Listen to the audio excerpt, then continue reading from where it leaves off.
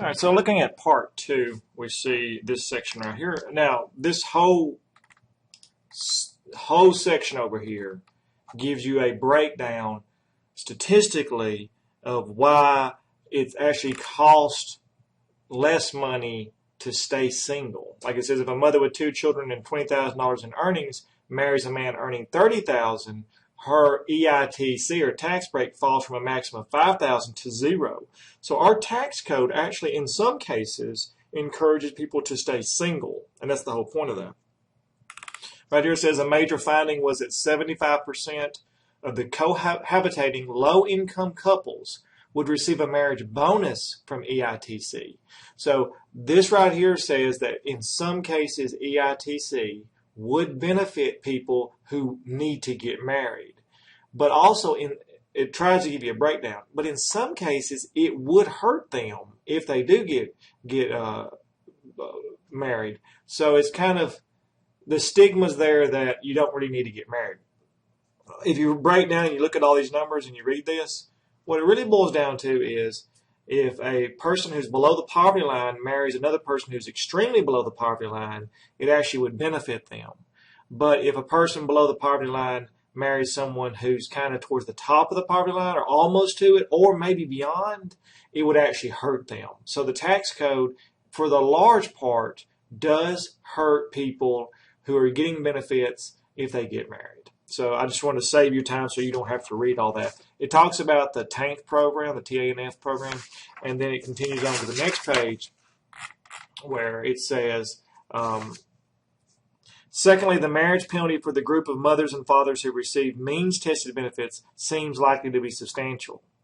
This also says phase-out rules exist that nearly 80% of a representative samples of families with children below 200% of the poverty line received at least one welfare benefit. 45% received 2 or more. That's right here.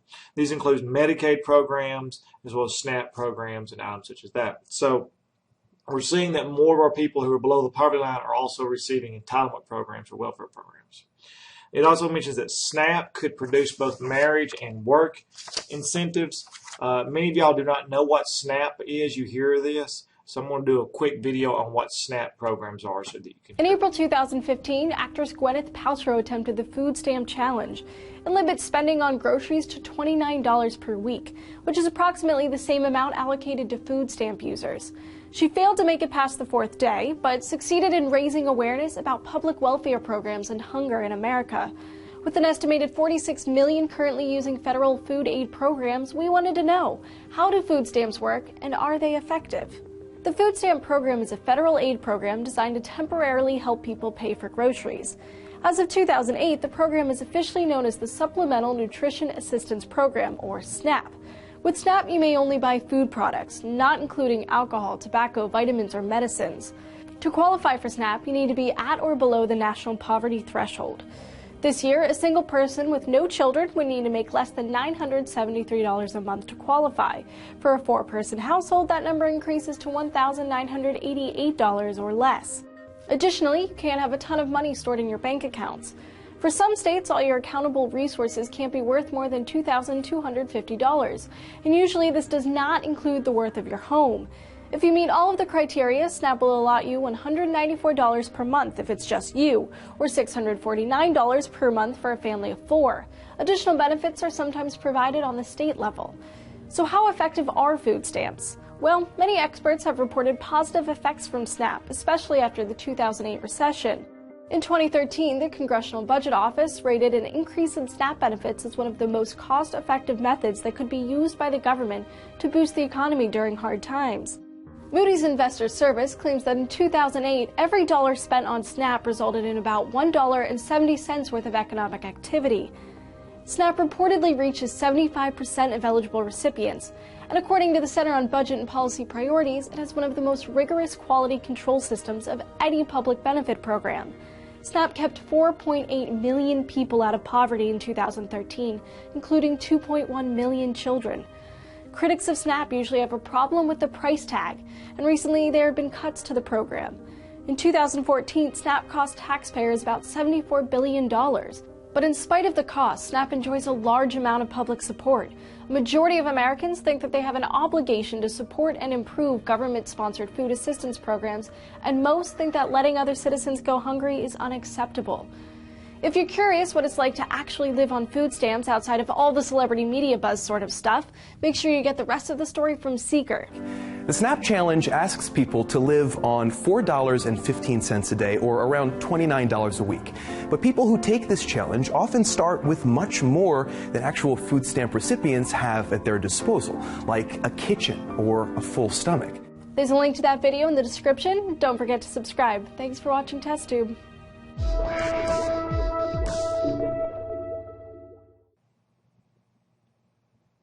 With that, you have a better understanding of what SNAP programs are, also known as food stamps. The article then talks about how can we as a society reduce non-marital births. And it talks about government programs that have tried this. It says several studies show a surprising range of impacts when couples decide to avoid unplanned pregnancies. In 1965, they did a study, expansion of funding for local family planning clinics. And as we scroll down here, we see that individuals' access to contraceptives increased their children's college completion. All right. So with that, we don't want to have a big argument over Planned Parenthood. But what we do want to know is, have there been any government programs that have actually encouraged people, and by giving them programs at birth control? Look at this right here. They had one program called, let's see if I can get the name of it, right here, the Choice Program. The first study conducted in St. Louis area. So to give that idea, it was called the Choice Project. It enrolled 9,256 low-income mothers. The mothers were given the option of choosing their contraception method at no cost. All right, so, and it talks about the different kinds they use. They use LARC or DMPA. But what they found were that the participants were aged from 14 to 45 years of age. Now, here's the findings of this. So this is a government-funded contraceptive distribution program. At the end of 3 years, the mothers who used the LARC or the DMPA were much less likely to have become pregnant. The pregnancy rate for those who used the pill, the patch, or the ring was 9.4%. For those who used IUDs or implants, it was 0.9%, almost none. So that's how that works. The second large-scale study, so that did work. When they used contraceptive in St. Louis, government funded it, actually reduced it. The next one was Colorado. Colorado was experiencing a very high rate of teenage pregnancy. So what the Colorado health officials did was they did a state monitoring system, and they found that 80% of women using contraception covered by Medicaid were using condoms, withdrawal, or the rhythm method, none of which are particularly effective. So even though that they were covered by Medicaid to buy contraceptive, they were not using the contraceptive that was more effective. Health officials were confident by increasing the use of the LARC method, the pill, the ring. And what they did was they created a $23 million program, mainly based off private funding.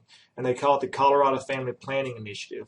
And what they really did was just go around and educate people about this. They chose selected counties, and what they found was that from 1,000 women aged 15 to 19, by doing this program and moving and educating people about the LARCs, they use, now LARC is, you can look up on the article, LARC is just, it's the non-rhythm method. It's actually using the pill or the ring, which we mentioned earlier. That it fell from 91% of the year before the initiative began. Age 20 to 24, births fell from 131 to 110 per 1,000 women. So you actually saw the numbers decrease. Another thing that they did, that they found, was by educating people and showing them that this was covered by Medicaid, that they found that WIC, or Women's and Infants Children Program, which is in case you don't know what WIC is, I'm not going to show you a video on WIC, but in case you don't know what WIC is, it's a state program which allows people who are pregnant to receive free nutrients, milk, and things for their body to help the children, and they educate them with that. So I'm introducing you to that because that you get that after you're pregnant. But what they found was by educating people on Medicaid and showing them what's covered and helping them with that and helping them with contraceptive, that their WIC program actually had a decline by 23%. So they actually saved money in the long run with their WIC program because they didn't have to worry with that. And the big thing was abortion rates declined because people were educated on contraceptive.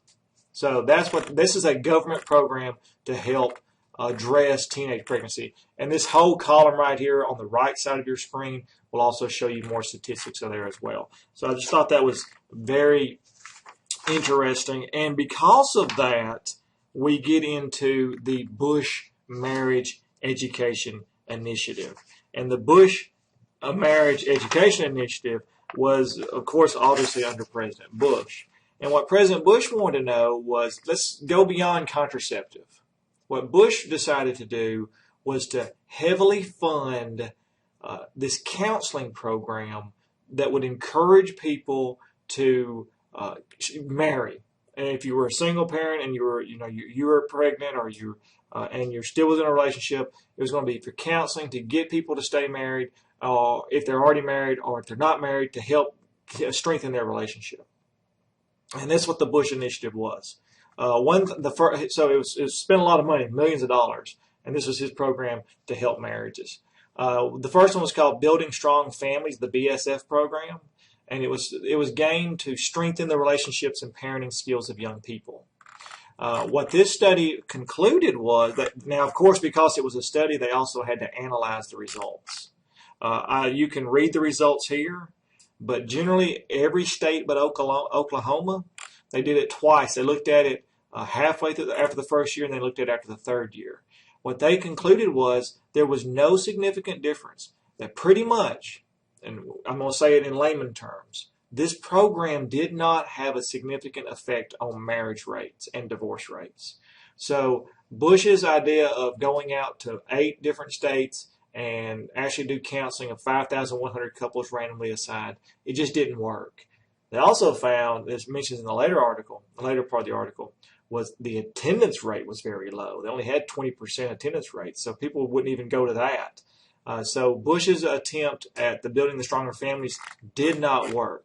He follows this up with a second program called the Supporting Healthy Marriage Act, which also spent millions of dollars as well. And what it did was it also increased the relationship skills of couples who were already married. The results were more encouraging than the BSF program, which I previously mentioned.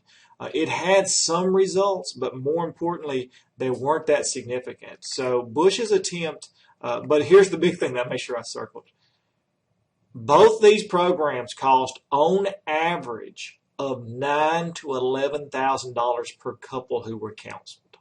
So Bush's attempt at addressing marriage and by giving counseling really cost a lot of money, and both studies, if you look at them, did not have a significant effect on marriage rate. So I thought that was very interesting, to say the least. That was the second Bush initiative. Helping young men, the article talks about. They reviewed evidence that single mothers spend less time with their sons and harshly discipline them more often than daughters. But this is something that I saw that I was like, this is really, really interesting. Author and Wasserman also point out that girls who move from very poor, high-risk neighborhoods to new neighborhoods with less poverty engaged in fewer risky behaviors. So in layman terms, when a young girl moves from a poor neighborhood to a rich neighborhood, she does not cause disruptions in that school that she goes to. But on the opposite end, when boys move away from their neighborhood, from a poor neighborhood to any other different neighborhood, they usually brought disruptive behaviors. And they said, well, why was that? And the research concluded that when boys moved from one neighborhood to the next neighborhood, they were being separated from father figures in their neighborhood, and they needed that, and that's what caused them to act up. At least 2 public policies also backed by modern evidence suggest that they can improve young men's life situations. So they're still, by finding work is a big key element of that. And one of the biggest programs is the Career and Academics program, which is one of the only programs in the nation that has a successful record of in helping people in our communities. I'm going to show you a video on the Career Academics program, which is to get people to go to work.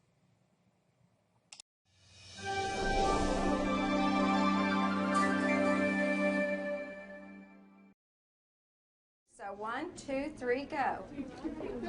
Whether they are learning how to teach a first-grade science lesson 1, 2, 3.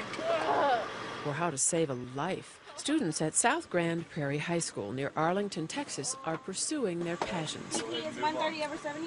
As sophomores, students can choose to enroll in one of 5 academies that will prepare them for college and careers in everything from accounting to art, from building bridges to building arguments. He spots these two, and with this jealous rage consuming him, he murders them.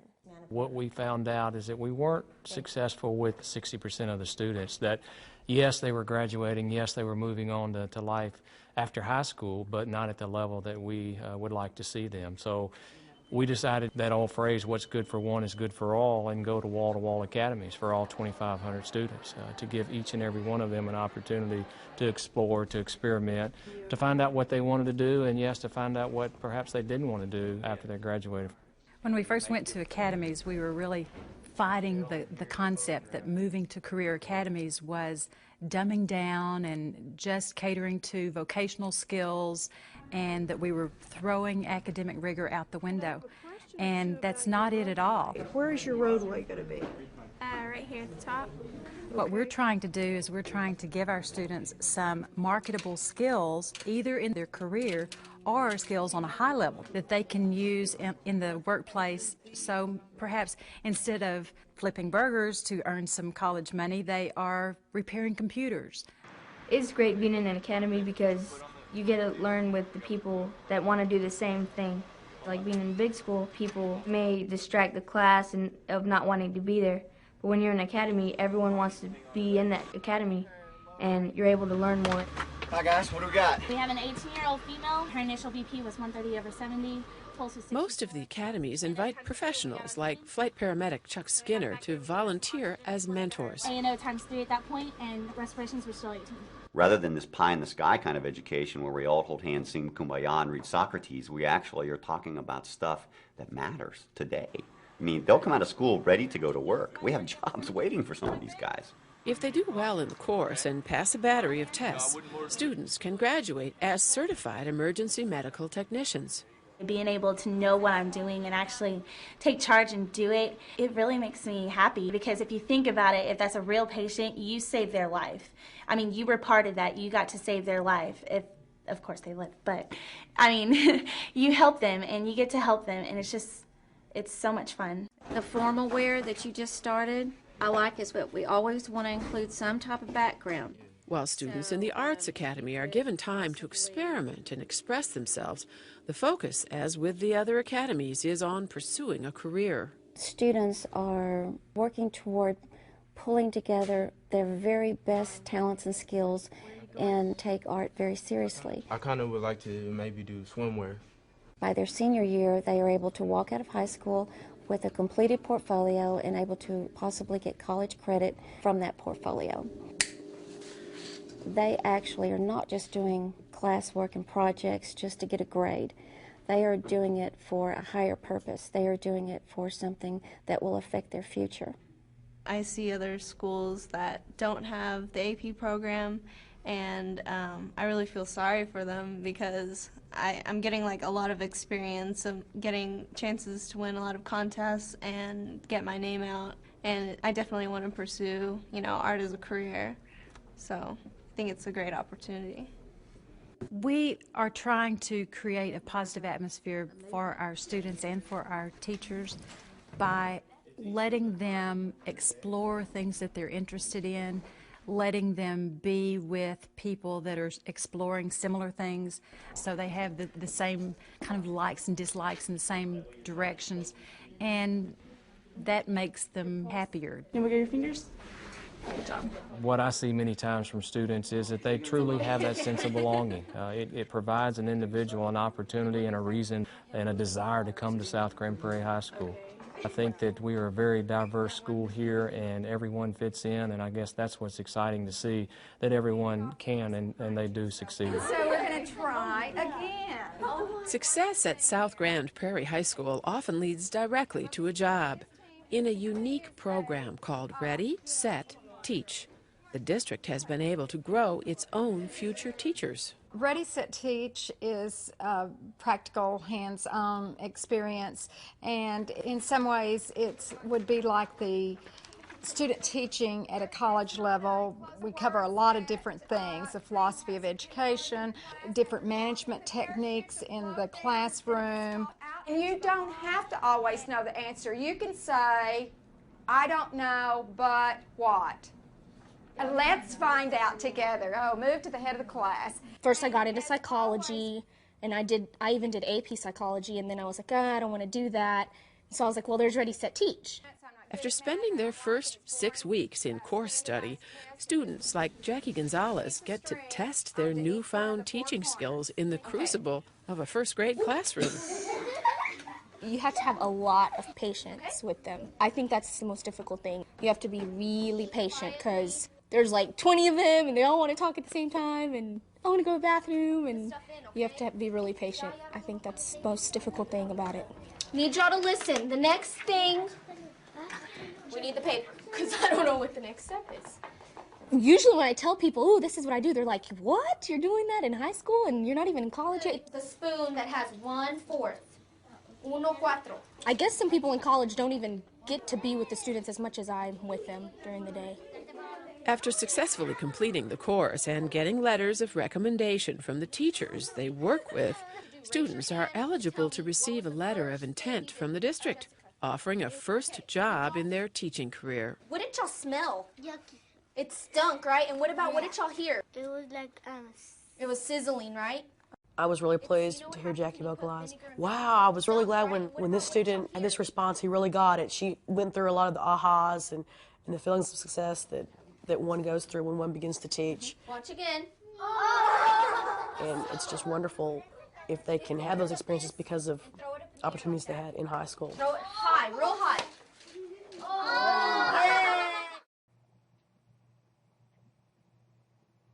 So that's a pretty good video on the college program. They usually works at the community college level, and it's been one of the few successful ones nationwide. This statement right here says, based on Snyder's review, there is only modest evidence that programs that increase economic well-being can also increase marriage rates. States and the federal government should also change mandatory sentencing laws, and that's where the article discusses that by putting people in jail for mandatory, no matter what, that jail actually causes, it hurts marriage, which is true, obviously. Now, our President Obama in February 2014 proposed a third policy that he believes will help young men from poor families. This was called My Brother's Keeper. The task force recommended 6 key milestones that the initiative should pursue, such as ensuring that young male children are ready to begin public schooling, so they're ready for first grade, that male teens graduate from high school ready for college or a career, and that young men successfully enter the job market. It's an attempt to get local officials from both the government and private sector to plan activities to achieve these goals. There's over $300 million on pledge support from private donors, local governments.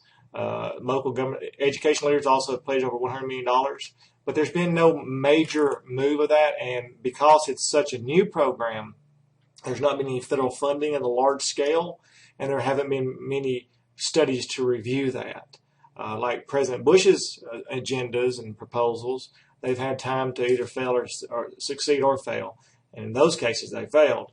But with Obama's, there haven't been reviewed yet.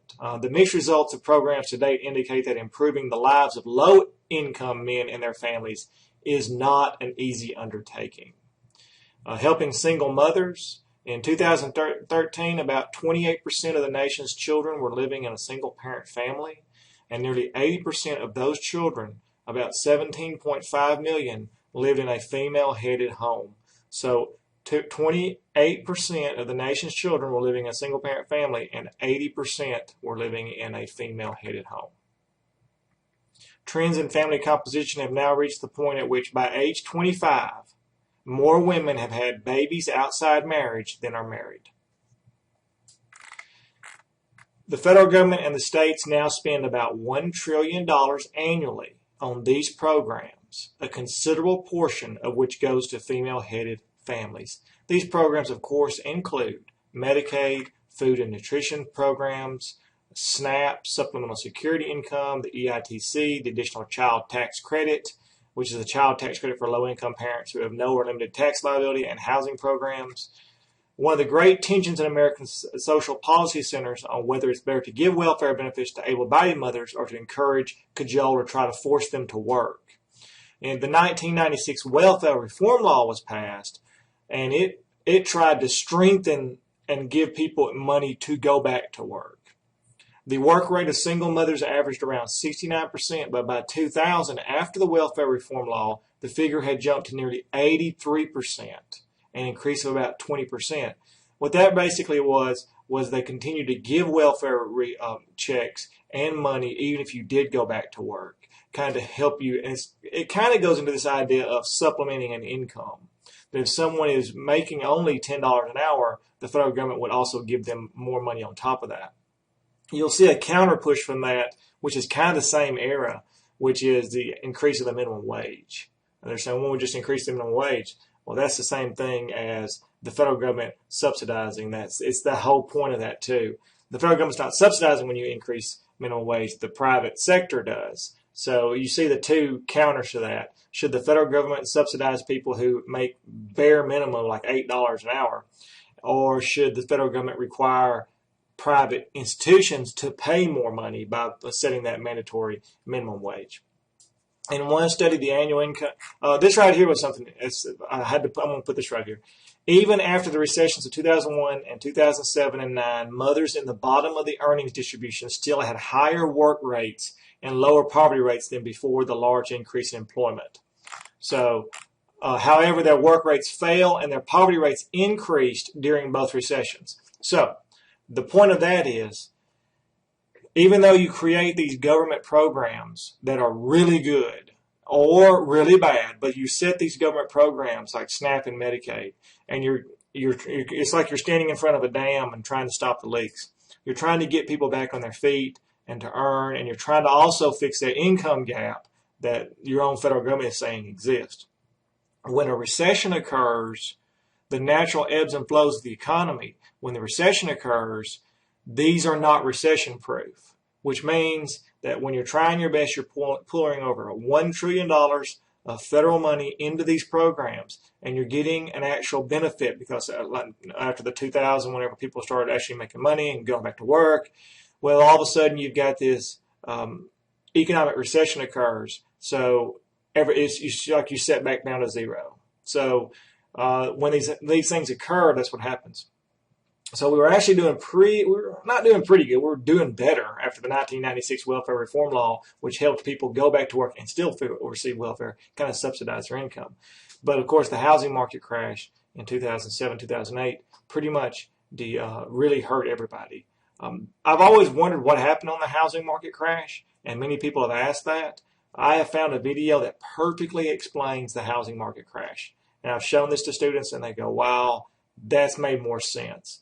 The housing market crash, many people think, is because people bought too many houses. Also, Wall Street was speculating. So this video right here will show you in a step-by-step approach what really happened and caused the Great Recession of 2008. The crisis of credit, visualized. What is the credit crisis?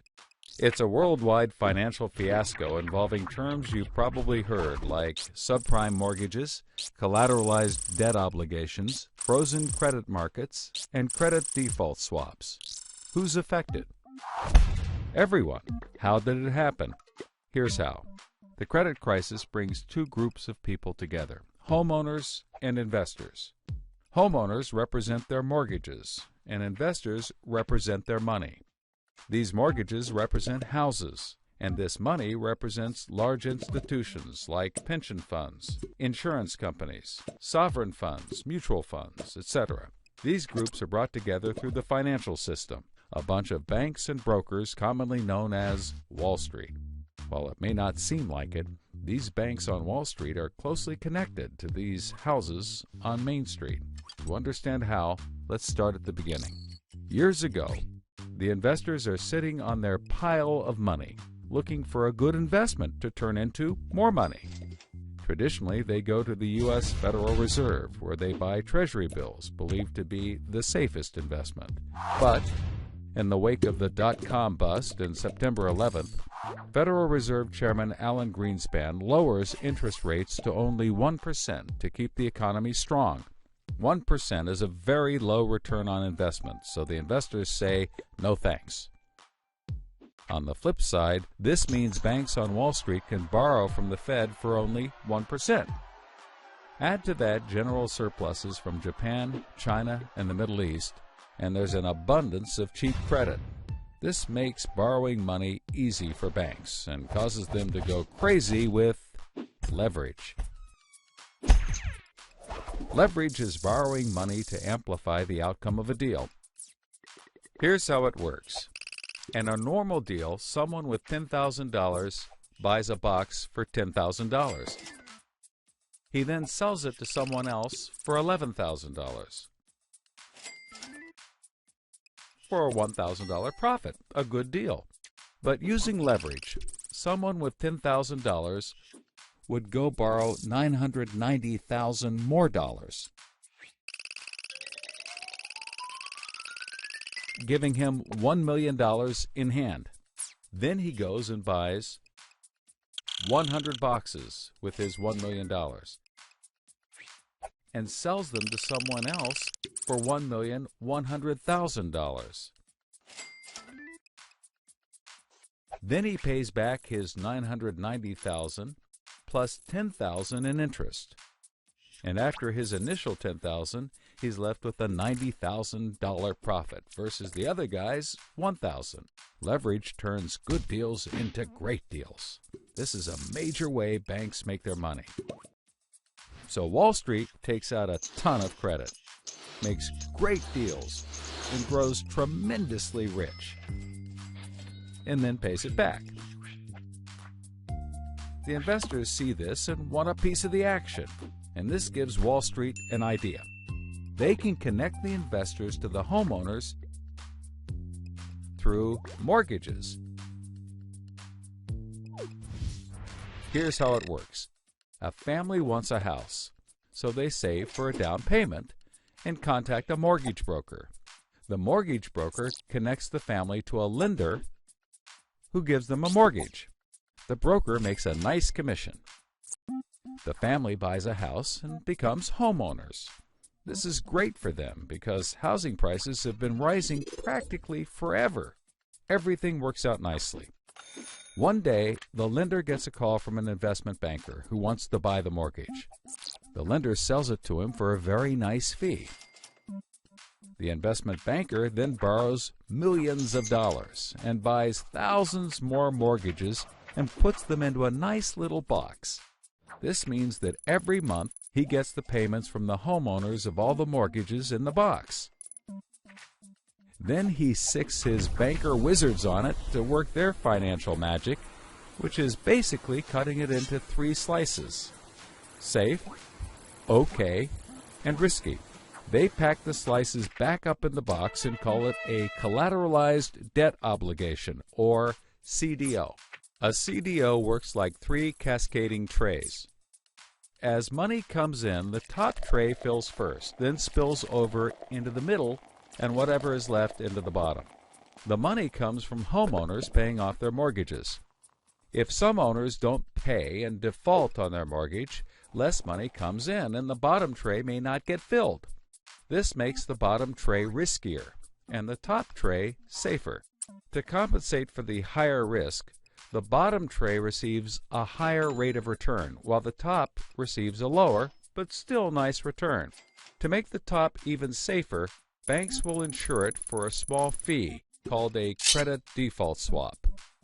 The banks do all of this work so that credit rating agencies will stamp the top slice as a safe, AAA rated investment, the highest, safest rating there is. The OK slice is BBB, still pretty good, and they don't bother to rate the risky slice. Because of the AAA rating, the investment banker can sell the safe slice to the investors who only want safe investments. He sells the OK slice to other bankers, and the risky slices to hedge funds and other risk takers. The investment banker makes millions. He then repays his loans.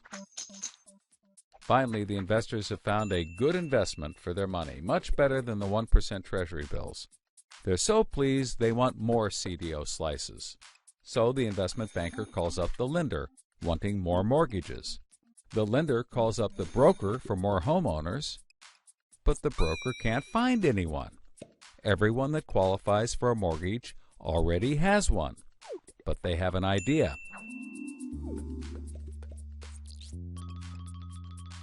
When homeowners default on their mortgage, the lender gets the house, and houses are always increasing in value. Since they're covered if the homeowners default, lenders can start adding risk to new mortgages, not requiring down payments, no proof of income, no documents at all. And that's exactly what they did. So instead of lending to responsible homeowners, called prime mortgages, they started to get some that were, well, less responsible. These are subprime mortgages. This is the turning point.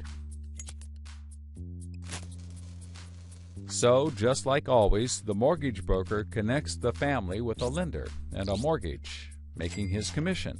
The family buys a big house. The lender sells the mortgage to the investment banker,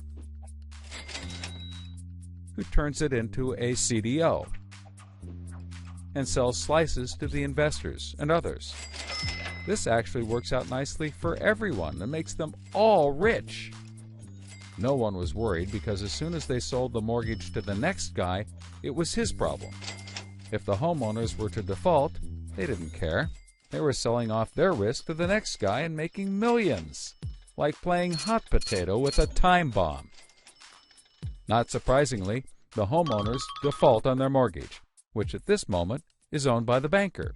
This means he forecloses and one of his monthly payments turns into a house. No big deal. He puts it up for sale. But more and more of his monthly payments turn into houses. Now there are so many houses for sale on the market, creating more supply than there is demand, and housing prices aren't rising anymore. In fact, they plummet. This creates an interesting problem for homeowners still paying their mortgages. As all the houses in their neighborhood go up for sale, the value of their house goes down, and they start to wonder why they're paying back their $300,000 mortgage when the house is now worth only $90,000. They decide that it doesn't make sense to continue paying, even though they can afford to, and they walk away from their house. Default rates sweep the country, and prices plummet. Now the investment banker is basically holding a box full of worthless houses. He calls up his buddy, the investor, to sell his CDO, but the investor isn't stupid and says, no thanks. He knows that the stream of money isn't even a dribble anymore. The banker tries to sell to everyone, but nobody wants to buy his bomb.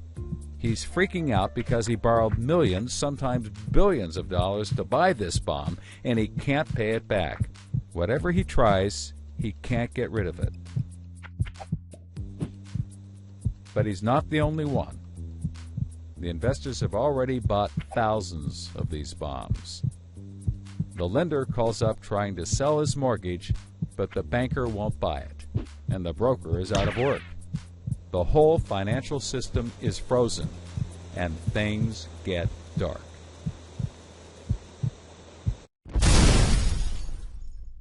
Everybody starts going bankrupt. But that's not all. The investor calls up the homeowner and tells him that his investments are worthless. And you can begin to see how the crisis flows in a cycle. Welcome to the crisis of credit. So now we're getting towards the end of the article, and now you know what the housing market has done and what caused the housing market crash, which of course hurt the welfare program, which kind of set us even further back. So just one economic downturn can hurt even the definition of a family and everything. So it's all connected. This right here says one way we can help single mothers is to make sure and ensure that they get child support by passing laws and making sure there's financial incentives for all child support collections. A second reform for child support policy would be to help states mount work programs for non-custodial fathers, expand child care subsidies. Money is still insufficient to help all eligible income mothers. Yet another promising policy would be to give states additional federal dollars to subsidize jobs for low-income parents. Now, I know what everyone's thinking is, well, where's this money coming from? And we can't just keep spending. But also keep in mind that previous large money programs haven't worked. So this article is saying maybe you need to pull from another one and do something like this that would actually work. All right, so they were saying that after the Great Recession of 2009, the American Recovery and Reinvestment Act, states actually received large amounts of money, and they created 260,000 jobs because of that program. And this article says, well, the states know how to do that again. That formula is there in place. So if we start pouring more money like we did the Recovery Act, then that would also help. The final concluding thoughts: the breakdown of the married couple family has increased the nation's poverty rate, increased income inequality, and through both of these mechanisms, as well as the depressing effect on child development associated with single parenting and father absence, increased spending on social programs, we have dug a very deep hole. That is the best concluding paragraph, and also this has been backed up by the article and all the facts. Thus, we must review our policies on female-headed families and take steps to help them gain at least a modicum of financial security outside the welfare system. And the article finally concludes with a reference page. So I thought this was a very good article, and I'm glad I got to share it with you. And I know it went 2 parts, but hopefully you enjoyed it. And that's the end of this lecture. Thank you so much for listening. Going to the chapel and we're gonna get married.